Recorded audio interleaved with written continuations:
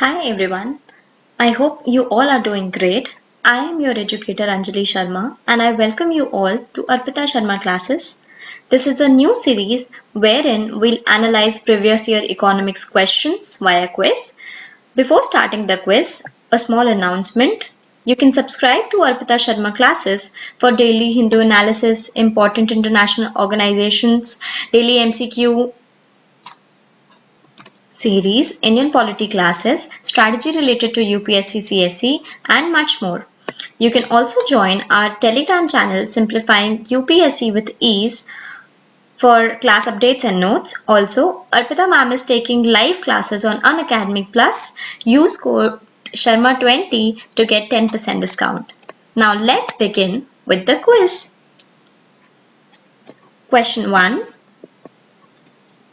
With the reference to Indian economy, consider the following.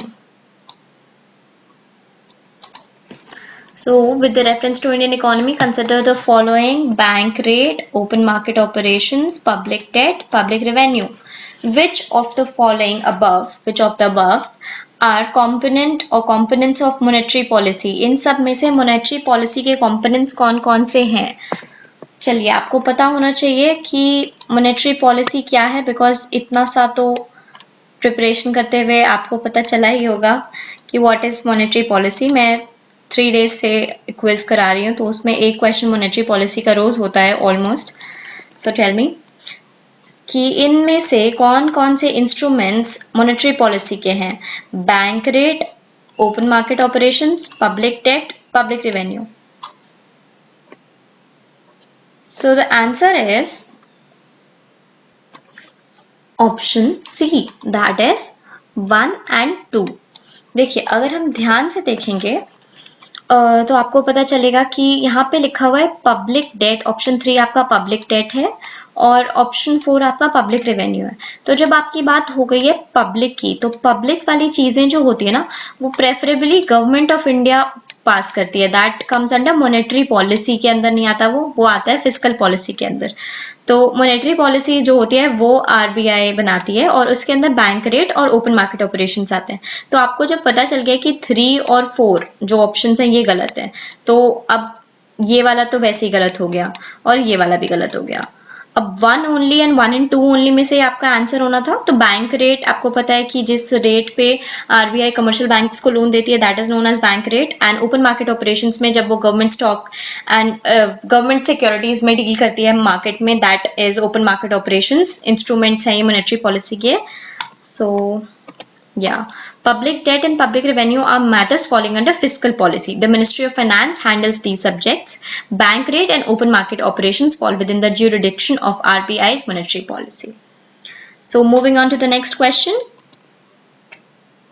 With reference to inflation in India, which of the following statements is correct? Controlling the inflation in India is the responsibility of the government only. Okay. ऐसा कह रहे हैं कि inflation control करना सिर्फ government की responsibility है. The reserve bank of India has no role in controlling the inflation. So सबसे पहले तो मैं आपको ये बताना चाहूंगी कि जब भी ऐसे क्वेश्चन आते हैं जिसमें एकदम इतने एक्सट्रीम ऑप्शंस दिए हों, यहाँ पे कह रहे हैं कि controlling the inflation is the responsibility of government of India only. सिर्फ गवर्नमेंट ऑफ इंडिया का ही है कंट्रोल करने का काम या रिस्पॉन्सिबिलिटी. तो that is that is not likely to be the answer. मतलब ऐसा हो सकता है कि आंसर ना हो. तो अब नेक्स्ट ऑप्शन पे चलें. The reserve bank of India has no role in controlling the inflation. इसमें भी एकदम एक्सट्रीम स्टेटमेंट दी गई है कि रिजर्व बैंक ऑफ इंडिया का, आरबीआई का कोई रोल ही नहीं है कंट्रोल करने के लिए इन्फ्लेशन में. तो मे बी ये भी नहीं है ऑप्शन. तो अब आते हैं आपके ऑप्शन सी एंड डी. तो decreased money circulation helps in controlling the inflation and increased money circulation helps in controlling the inflation. अब ये दोनों जो हैं ये एक दूसरे के ऑपोजिट हैं, तो दोनों में से एक सही है. दैट वुड बी कि जब आपको पता होना चाहिए कि इन्फ्लेशन होती क्या है. इन्फ्लेशन तब होती है जब आपके पास मार्केट में बहुत ज़्यादा परचेजिंग पावर नहीं रह जाती पैसे की या मनी की. You have got a lot of money, लेकिन उससे आप कुछ ज़्यादा खरीद नहीं पाते. महंगाई हो कैसे जाती है? क्योंकि परचेजिंग पावर कम हो जाती है मनी की.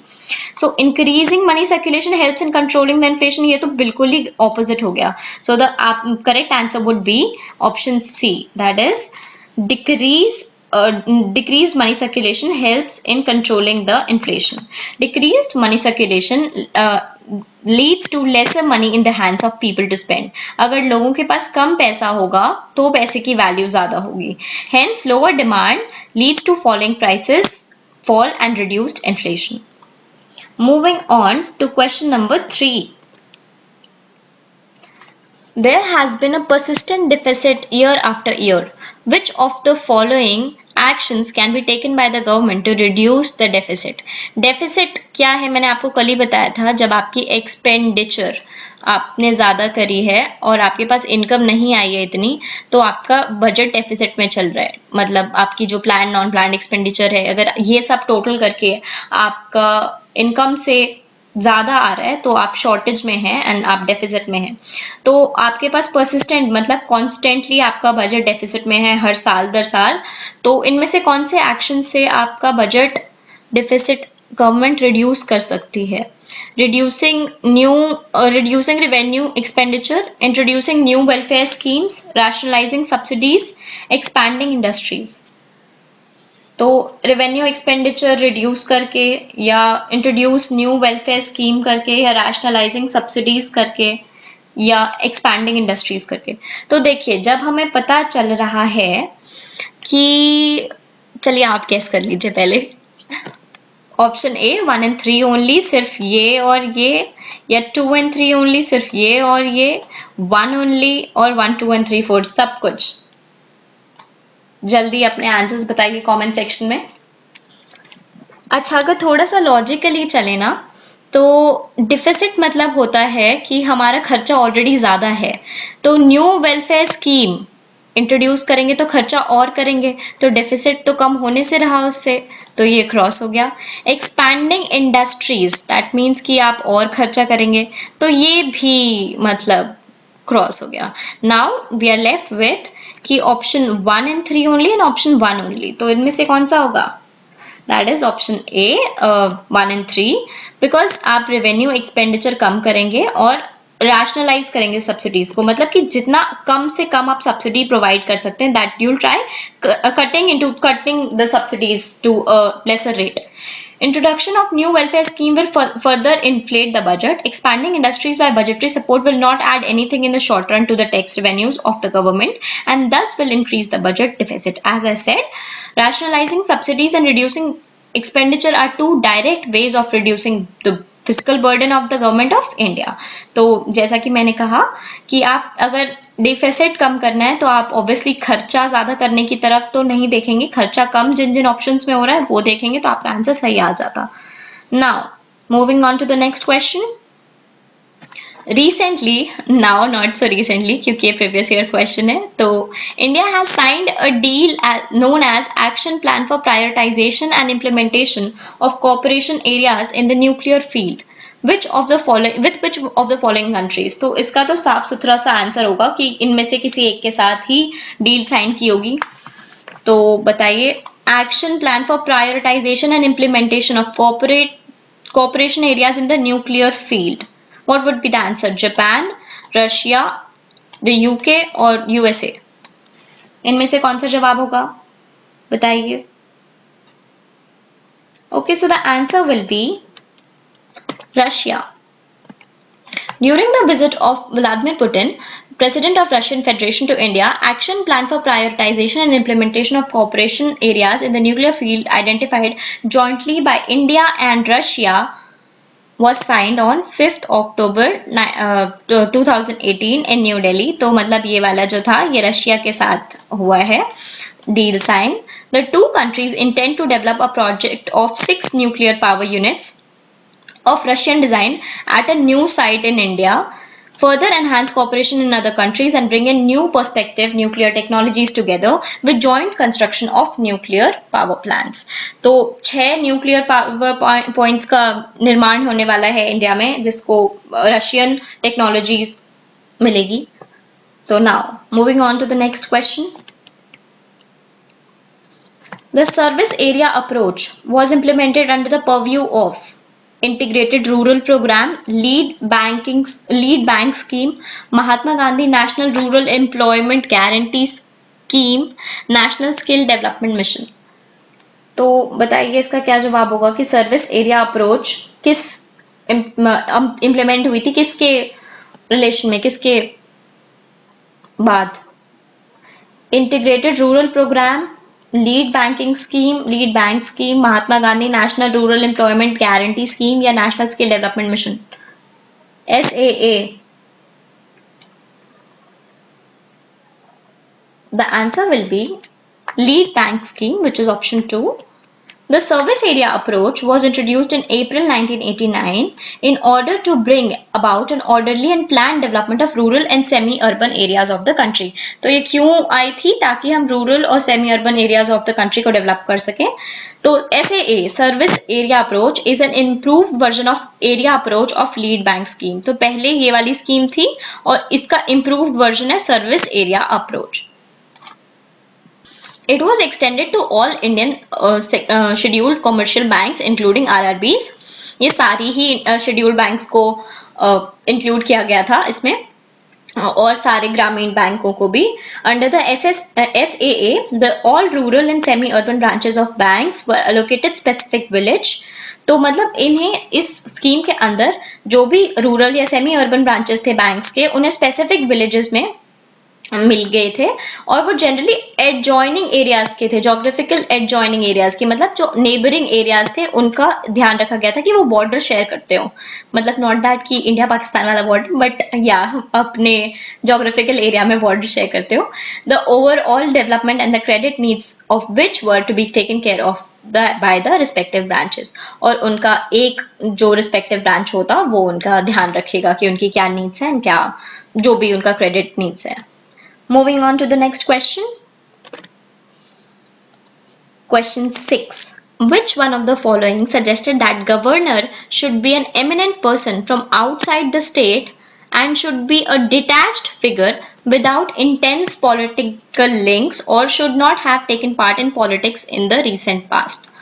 तो इनमें से कौन सी कमीशन ने ऐसा सजेस्ट किया था कि गवर्नर जो है वो ऐसा पर्सन होना चाहिए जो स्टेट से बाहर का हो, out from outside the state, and should be a detached figure without intense political links, उसके कोई ज्यादा पॉलिटिकल लिंक्स नहीं होने चाहिए, and should not have taken part in politics, और रीसेंट पास्ट में उसका पॉलिटिक्स में भी कोई लेना देना नहीं होना चाहिए। तो इनमें से कौन सी कमीशन ने ऐसा बोला था? First, administrative reforms commission 1966, Raja Mannar committee 1969, Sarkaria commission 1983, national commission to review the working of the constitution 2000। इनमें से बताइए आंसर जल्दी, comment down below. What are your answer guys?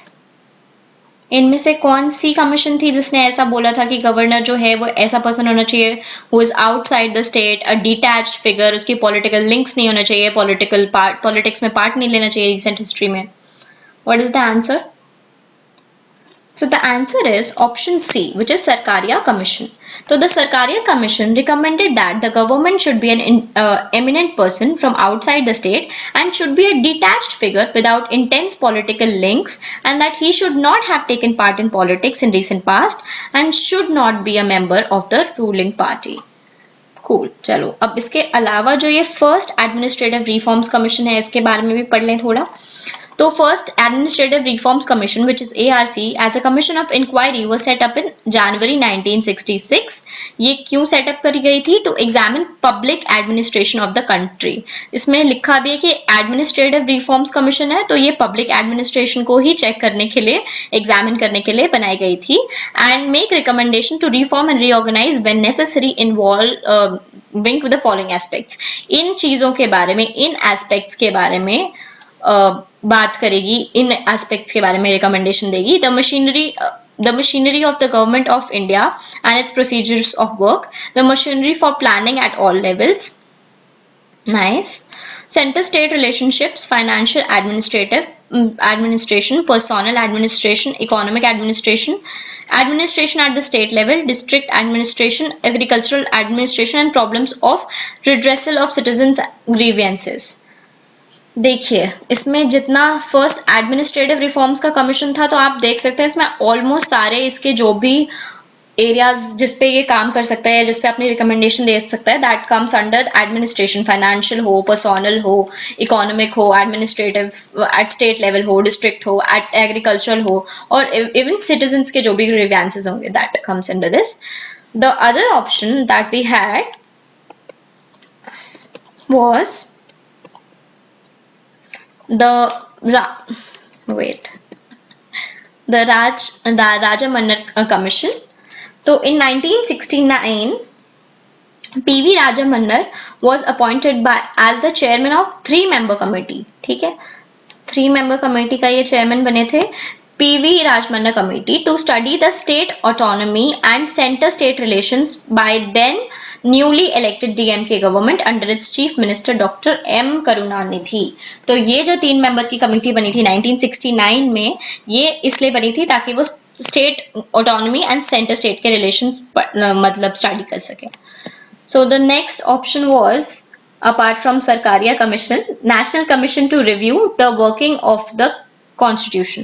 So the National Commission to review the Constitution, working of the Constitution, NCRWC, also known as Justice Mannepali Narayan Rao Venkatachalya Commission. Okay, Justice Mannepali Narayana Rao Venkatachalya Commission was set up by a resolution of the NDA government of India led by Atal Bihari Vajpayee on 22nd February 2000 for suggesting possible amendments to the Constitution of India. तो जैसे कि ना हमें थोड़ा थोड़ा नाम से idea आ जाएगा, ऑब्वियसली पीवी राज मन्नर के नाम से नहीं आएगा, बट स्टिल इसमें जैसे कि एडमिनिस्ट्रेटिव वाले में सारे एडमिनिस्ट्रेटिव रिफॉर्म्स हो रहे थे, ठीक है, और जब ये कॉन्स्टिट्यूशन के बारे में है तो इसमें ये था कि पॉसिबल अमेंडमेंट्स क्या होने चाहिए कॉन्स्टिट्यूशन ऑफ इंडिया में, ये इस चीज के लिए फॉर्म हुई थी, and it was formed under Atal Bihari Vajpayee.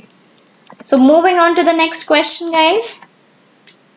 Question 7. Consider the following statements as per the Industrial Employment Standing Orders Central Amendment Rules 2018. If rules for fixed term employment are implemented, it becomes easier for the firms or companies to lay off workers. No notice of termination of employment shall be necessary in the case of temporary workmen. तो ये जो है ये option नहीं है आपका, ये आपका क्वेश्चन है, ये स्टेटमेंट है, इसके बाद आपका ऑप्शन ये है 1 and 2. तो अब बताइए इसमें से क्या सही ऑप्शन है कि इन सारे स्टेटमेंट्स को देखना है. As per Industrial Employment Standing Orders Central Amendment Rules 2018, तो इस रूल के अकॉर्डिंग क्या है, if rules for fix term employment are implemented it becomes easier for firms और companies to lay off workers. कि फिक्स टर्म एम्प्लॉयमेंट अगर implement हुई है तो ले ऑफ वर्कर्स मतलब it becomes easier for the firms और companies to lay off workers. इसका ये मतलब हो रहा है कि अगर फिक्स टर्म एम्प्लॉयमेंट इम्प्लीमेंट की गई है तो क्या कंपनीज के लिए वर्कर्स को निकाल देना जॉब से ईजी हो जाता है. No notice of termination of employment shall be necessary in case of temporary workmen. तो अगर temporary basis पे कोई काम कर रहा है तो उस केस में जो employment की notice period सर्व करते हैं आप, वो आपको सर्व करने की जरूरत नहीं पड़ेगी. What is the answer? Which of the following, which of the above statements are correct? इनमें से कौन सी statement correct है, ये वाली या दोनों? What is the option, guys? So the option is answer C, which is both 1 and 2. The government has notified fixed term employment for all sectors through an amendment to the Industrial Employment Central Rules 1946. Fixed term employment for all sectors will make it easier for the companies to hire and fire. देखिए दोनों चीजें आसान हो जाएंगी, higher करना भी fire करना भी, along with reducing the role of middlemen, और उसमें से बिचौलियों का रोल कम हो जाएगा, मतलब बिचौलियों as in consultancies, sorry. Hence statement 1 is correct. No notice of termination of employment shall be necessary in the case of temporary workmen. जो भी लोग temporary basis पे काम करते हैं उन्हें notice period serve नहीं करना पड़ेगा, whether monthly, weekly, price rate और probationary और बदली workers. तो इनमें से कोई भी केस में आपको notice नहीं serve करना पड़ेगा. तो statement 2 भी correct है. Thus both 1 and 2 are correct. Moving on to the next question. In India, extend producer responsibility was introduced as an important feature in which of the following? The biomedical waste rules 1988, the recycled plastic rules 1999, the e-waste rules 2011, the food safety and standard regulation 2011. इन चारों में से extended producer responsibility किस का important feature है? कौन सी इन चारों में से कौन सी रूल्स का इंपॉर्टेंट फीचर है, कौन सी एक्ट का इंपॉर्टेंट फीचर है? The biomedical waste management and handling rules 1998, the recycled plastic manufacturing and usage rules 1999, the E waste management and handling rules 2011, और food security and safety. What is the answer? Comment down your answers guys. The answer is C, which is the e-waste management and handling rules 2011. So the e-waste rules place main responsibility of e-waste management on the producers of the electrical and electronic equipment by introducing the concept of extended producer responsibility. कि producer जो बंदा produce कर रहा है, जो company produce कर रही है, उसके ऊपर एक extension, एक और ज़्यादा एक responsibility है, that is the responsibility of E waste management. कि अगर आप इलेक्ट्रॉनिकल इक्विपमेंट्स प्रोड्यूस कर रहे हैं तो आप ध्यान रखें कि आप उसको कैसे डिस्पोज करेंगे. तो the producers are given a significant responsibility financial और physical for the treatment of disposal of post consumer products. जो भी बन चुका, जो भी बच चुका, उसके बाद का जो ट्रीटमेंट होगा, what should that be for the electronic equipments. The e-waste rules 2011 have been notified in May 2011 and are effective from 1st May 2012. Cool. Moving on to the next question. Which of the following adopted a law on data protection? मतलब इन सब में से किसने एक law adopt किया है data protection पे and privacy for its citizen known as general data protection regulation GDPR in April 2016 and started implementation of it from 25th May 2018. तो इनमें से किस कंट्री ने या कौन सी कंट्रीज ने डेटा प्रोटेक्शन या प्राइवेसी अपने सिटीजन्स को प्रोटेक्ट करने के लिए ये रेगुलेशन लॉन्च करी है, इम्प्लीमेंट करी है? बताइए. Australia, Canada, the European Union, the USA. इन चारों में से कौन सी? Comment down your answers below. इनमें से कौन सी कंट्री ऐसी है जिसने GDPR इम्प्लीमेंट कर रहा है डेटा प्रोटेक्शन के लिए और प्राइवेसी के लिए? सो the answer is option C, which is the European Union. So not this, not this, not this, but the European Union.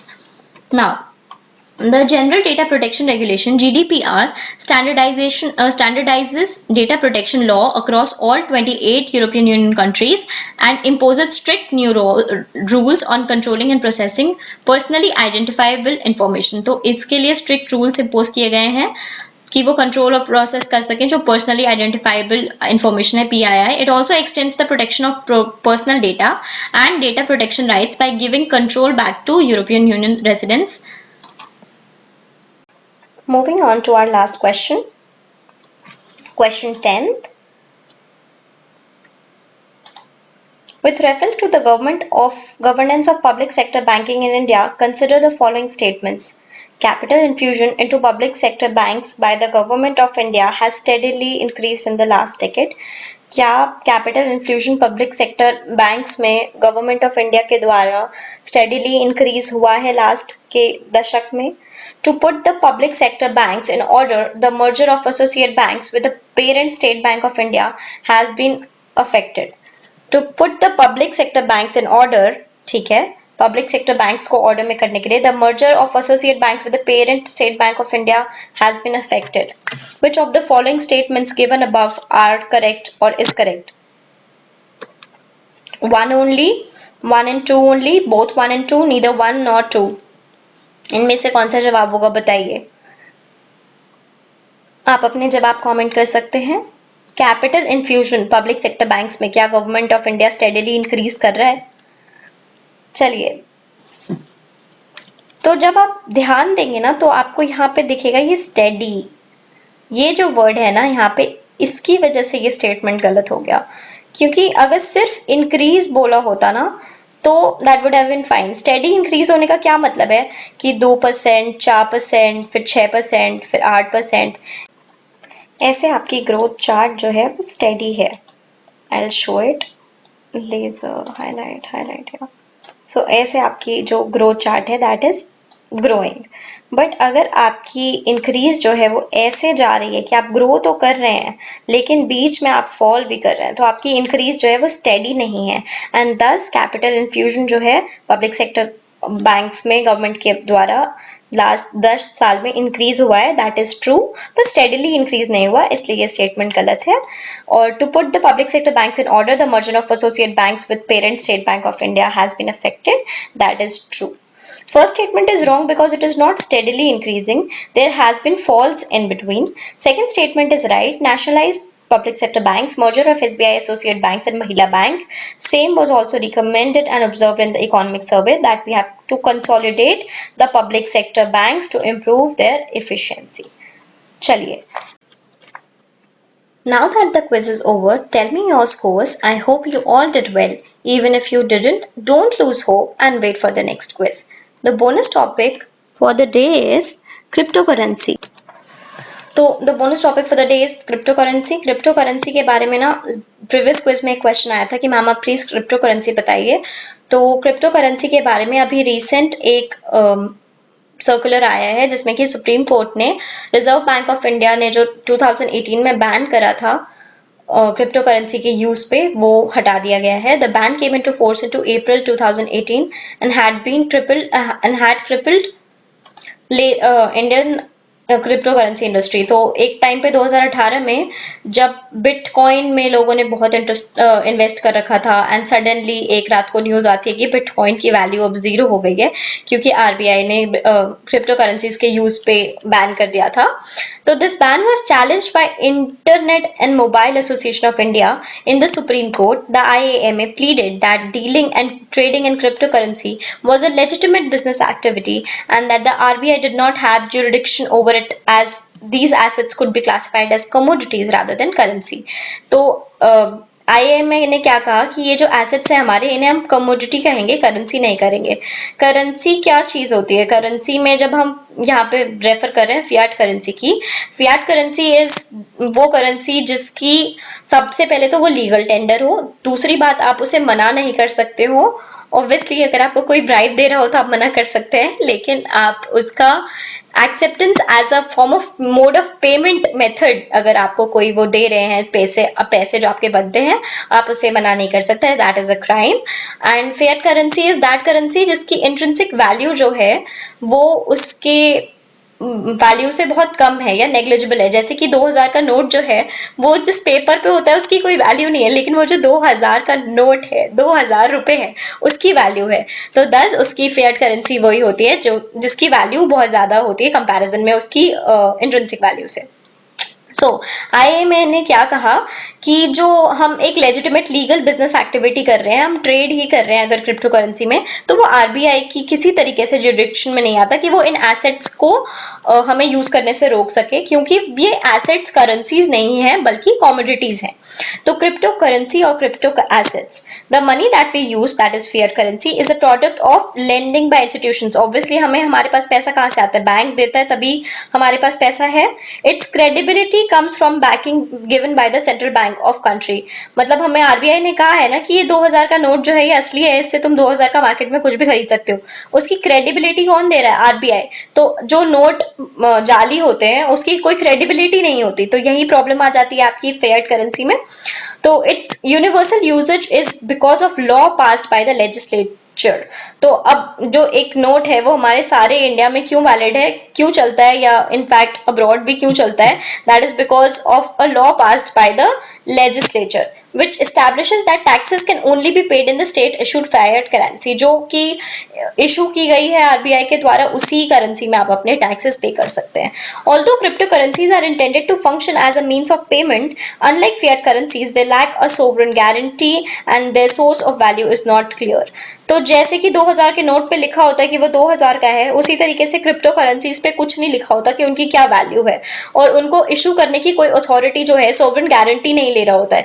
जैसे कि हमारे नोट पे लिखा होता है मैं धारक को इतने इतने रुपए अदा करने की गारंटी ले रहा हूँ, तो दैट इज द गवर्नर।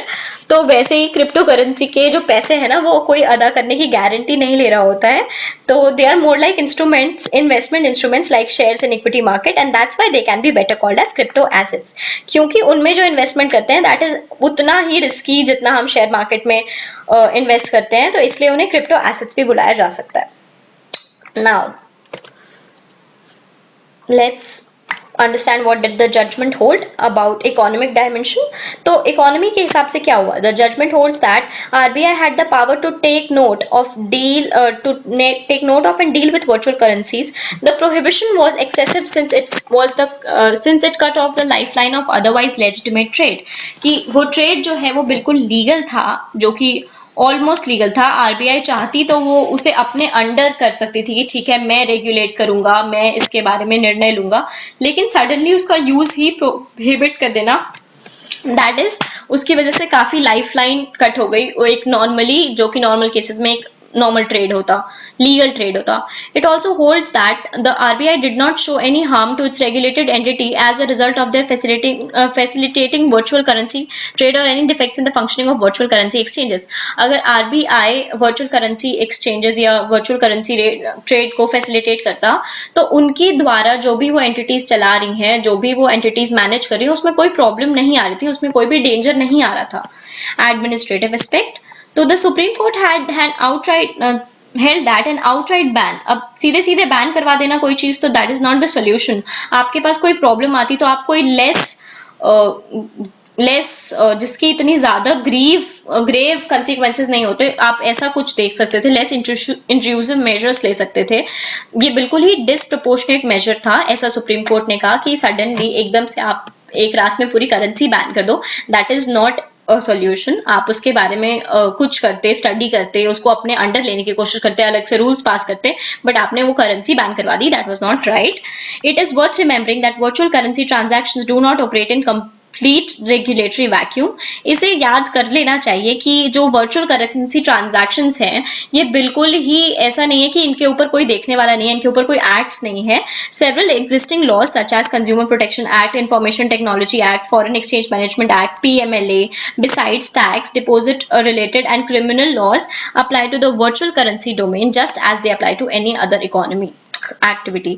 तो ये जो एक्ट्स हैं जो मैंने अभी बोले, consumer protection, information technology, FEMA, PMLA, तो ये वाले जो एक्ट्स हैं ये वर्चुअल करेंसी पे भी लागू होते हैं उतने ही जितने वो किसी भी और इकोनॉमिक एक्टिविटी पे लागू होते हैं। तो आरबीआई ये तो कह ही नहीं सकता था कि इन्हें कोई देखने वाला नहीं है या इनके ऊपर कोई अथॉरिटी नहीं है, ये कुछ भी कर सकते हैं इन्वेस्टर्स के साथ, उनको किसी भी तरह का लॉस हो सकता है। तो that was not the case. मतलब हमें अगर अच्छे लाइट में देखते तो क्रिप्टो करेंसीज को मैनेज करने के लिए एक्ट्स थे। In fact, action has already been taken in India under many of these laws against errant persons and entities operating in the virtual currency domain.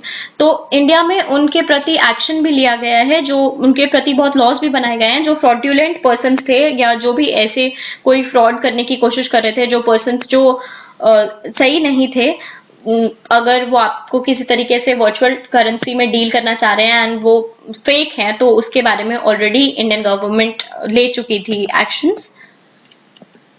Now, constitutional aspect. Now, this is important aspect since we are UPSC students. तो आपको पता होना चाहिए कि constitutional aspect बहुत important है हमारे लिए। सुप्रीम कोर्ट जो है उन्होंने कहा कि ये बैन जो है अनकॉन्स्टिट्यूशनल है, हमारे मौलिक अधिकारों के खिलाफ है। कैसे? क्योंकि हमारा बेसिक राइट टू फ्रीडम है कि हम कोई भी ट्रेड करना चाहें, जो कि obviously that is not illegal. कोई भी नॉर्मल ट्रेड बिजनेस एक्टिविटी करना चाहे तो वो हम परफॉर्म कर सकते हैं as per article 19 of the Indian constitution. और अगर मैं इसमें क्रिप्टो करेंसी में ट्रेड कर रही थी तो दैट वाज नॉट मतलब इलीगल एंड ये मेरे अधिकारों का हनन है as per the constitutional aspect. Why had RBI banned crypto currencies in 2018? चलिए, तो आरबीआई भी तो सेंट्रल बैंक है, इन्होंने भी तो कुछ सोच के ही बैन करवाया होगा 2018 में क्रिप्टो करेंसीज को। उन रीजंस को जान लेते हैं। Crypto currencies are a poor unit of account as demonstrated by their frequent and high fluctuation in value. तो जैसे कि हमारे नोट्स पे होता है कि 2000 की वैल्यू सुबह 2000 है तो शाम को भी 2000 ही रहेगी, बट ऐसा नहीं होता क्रिप्टो करेंसीज के साथ या क्रिप्टो एसेट्स के साथ। उनकी जो वैल्यूज है वो बहुत ही फ्रीक्वेंटली चेंज होती है और बहुत ही हाई वोलेटिलिटी होती है उनके उनमें बहुत फ्लक्चुएशन होती है वैल्यूज में, कि सुबह जो चीज आपकी 100 रुपीज की थी माइट भी वो शाम को एकदम से 2000 की हो जाए, या माइट भी एकदम से उसकी वैल्यू 0 हो जाए, तो उसकी बहुत ज्यादा फ्लक्चुएशन होती है वैल्यू में।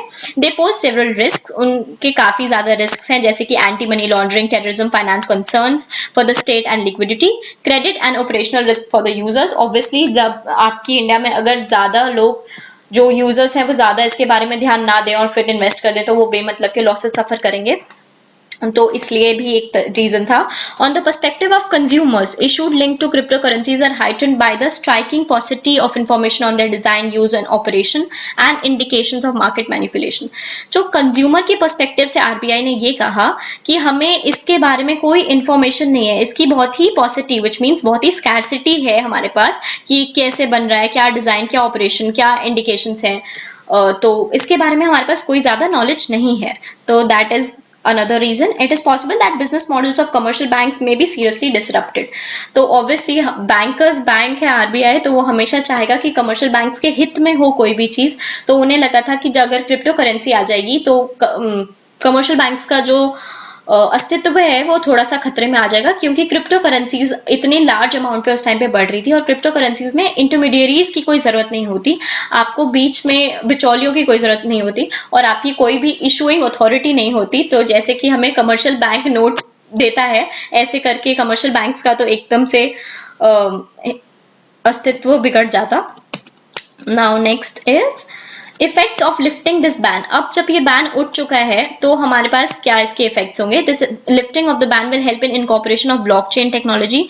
इसकी वजह से हमें ब्लॉकचेन टेक्नोलॉजी मिलेगी। ब्लॉकचेन टेक्नोलॉजी क्या होती है कि it is the underpinning technology behind many crypto currencies which was conceptualised for the verification of anonymous peer to peer transactions in Bitcoin since there has been adopted for many other purposes. तो ये क्यों आई थी, conceptualise हुई थी, इसे हमने anonymous peer to peer transactions को, जो कि अननेम्ड ट्रांजैक्शंस होती हैं, उनको ध्यान रखने के लिए। एंड इनफैक्ट इस टेक्नोलॉजी के तहत इलेक्ट्रॉनिक लेजर्स बनते हैं। लेजर्स अकाउंट्स होते हैं जिसके अंदर आपके पैसे कहाँ गए या कहाँ से आए, डेबिट क्रेडिट सारा कुछ लिखा होता है, where every transaction is recorded and is open to verification. तो ये वाला जो लेजर होता है that is open to verification but with maintaining confidentiality. ऐसा नहीं है कि सभी जा करके उसे देख सकते हैं कि क्या हो रहा है, कौन सी ट्रांजैक्शन हो रही है, but yes government can, and confidentiality के साथ जो भी अगर वेरिफिकेशन होनी चाहिए तो वो हो सकती है। It quickly detects fakes and disallows duplicate transactions. Blockchain की वजह से हम फेक और डिसअलाउ कर पाते हैं डुप्लीकेट ट्रांजैक्शंस को। It is also forms a part of industrial revolution 4.0, that is it also, blockchain technology जो है इंडस्ट्रियल रिवॉल्यूशन का भी पार्ट है। It is also estimated that blockchain will generate $3.1 trillion in new business value by 2030। देखिए अभी तो corona का time चल रहा है, लेट्स सी कि 2030 तक क्या $3.1 ट्रिलियन का ये बिजनेस कर पाता है। But yes, that is the expectation from blockchain value. Blockchain technology. Cryptocurrencies acts as an alternative investment. These currencies may enable savvy traders जो traders अच्छे से यूज करना चाहते हैं, जो टेक्निकल सेवी हैं, to hedge global volatility as it did during the financial turmoil of 2011 and 12 and 13. So ऐसा होता है कि मान लीजिए जैसे यूएस में कुछ भी अभी दंगे चल रहे हैं, तो उसकी असर जो होता है that happens that we can see on Indian stock market as well. तो इंडिया की स्टॉक एक्सचेंज पे भी उसका फर्क होता है। दैट इज आपकी ग्लोबल वोलेटिलिटी, कि आपकी किसी और कंट्री की प्रॉब्लम्स की वजह से, क्राइसिस की वजह से, या कोई भी नए फैसले की वजह से हमारा स्टॉक एक्सचेंज भी अफेक्ट होता है। तो अगर आप क्रिप्टो करेंसीज में डील करते हैं तो आप इस चीज से बच सकते हैं, उनसे हेज कर सकते हैं, क्योंकि क्रिप्टो करेंसीज मतलब हेज करने में, सेव करने में हेल्प करते हैं। Now there is a worldwide proposal for central bank digital currencies which could allow money to be transferred between users without the involvement of a third party. बिना third party के आप अपने payments abroad international कर सकते हैं बिना किसी भी थर्ड पार्टी के, एंड ऐसी डिजिटल करेंसीज बनाई जाएं, ऐसा एक वर्ल्ड वाइड प्रपोजल है। For India aiming to be a digital economy power house embracing emerging technologies like crypto currencies and blockchain is a must, क्योंकि digital economy economy power house बनना चाहती है India, तो उसके लिए बहुत इंपॉर्टेंट है कि वो क्रिप्टो करेंसीज एंड ब्लॉकचेन में, इन सब में इन्वेस्ट करे, इनके बारे में जाने और लोगों को जागरूक करे। Now way forward is rather than imposing bans impose करने की जगह ज्यादा प्रैक्टिकल होगा अगर आरबीआई जो है इन अवेयरनेस फैलाए इनके बारे में, इन्वेस्टर्स को उनके स्पेसिफिक रिस्क के बारे में बताए या मॉनिटर कर सके कि क्या फ्रॉड या क्या स्कैम है। तो अब इसमें यह है कि आरबीआई जो है क्या क्या चीजें कर सकती है, एक रेगुलेटरी फ्रेमवर्क बना सकती है और एक लोकल क्रिप्टो करेंसी एक्सचेंजेस बन सकते हैं, जैसे स्टॉक एक्सचेंज है जो shares and debentures and etcetera इस सब में डील करते हैं, वैसे ही लोकल क्रिप्टो करेंसी एक्सचेंजेस हों जो कि क्रिप्टो करेंसी से डील करें, एंड वो ऐसा कर सकती है कि वो केवाईसी नॉर्म्स फॉलो करे एंड उनके बारे में ज़्यादा टेक्नोलॉजी, इकोनॉमिक्स और फाइनेंस के बारे में कोई एक नई बॉडी बनी जाए, रेगुलेटरी बॉडी हो जो कि इसे सेफ गार्ड कर सके, और एक क्रिप्टो करेंसी का जो सेगमेंट है इंडिया के फाइनेंशियल सेक्टर में ऐड किया जाए। That's it for the day, and you will find the PDF of this PowerPoint on our Telegram channel. Do join that. So I'd like to end this class with a very positive note, that is, difficult road leads to beautiful destinations. Yes guys, आपका रास्ता मुश्किल होगा, लेकिन आपकी destinations बहुत खूबसूरत होंगी, मंजिलें बहुत खूबसूरत होंगी. May you all succeed, and till then, happy learning.